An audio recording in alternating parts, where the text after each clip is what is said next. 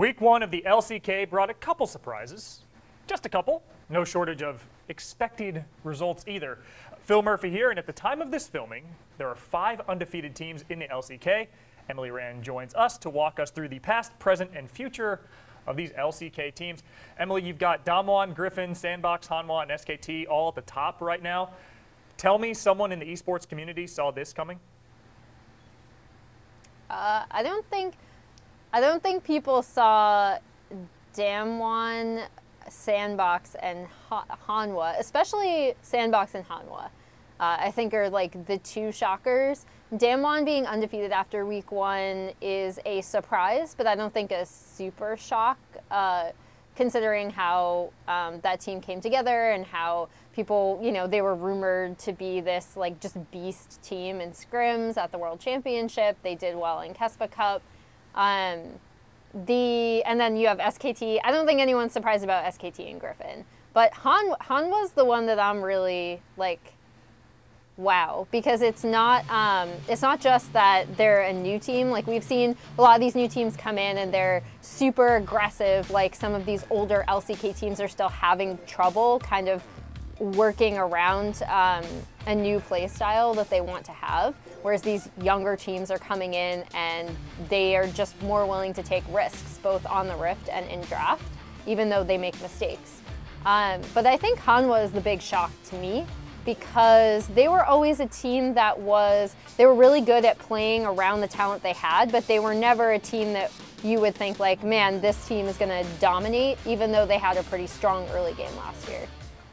Emily, I want to dig deeper on this topic. I have a pair of simple questions, at least I hope they're simple. First, which of these undefeated teams do you think legitimately impressed you in week 1 and they showed some staying power? I would say, I mean, obviously Griffin, but I don't think Griffin is a shock or a surprise. I think, I don't know anyone actually who didn't put Griffin as the top team in LCK going into the split. So I'm actually going to focus on Damwon, because I was someone who came out and said I didn't see that same kind of coordination and synergy that I saw from Griffin when they first joined. But I think Damwon have done really, really well. And again, it's a lot about not only playing things that are sometimes like easier to execute, they kind of know how they want to play. They know that they want to be aggressive right off the bat, which again is something that a lot of these older players or older organizations are having issues doing. So I like Damwon a lot, and I like what I saw from them week 1. Those are teams that legitimately impressed. Other side of the coin, which team is legitimately a fluke and better enjoy week 1 while it lasts? I think even though Sandbox has some individual talent, I think some of their decision making is a bit suspect.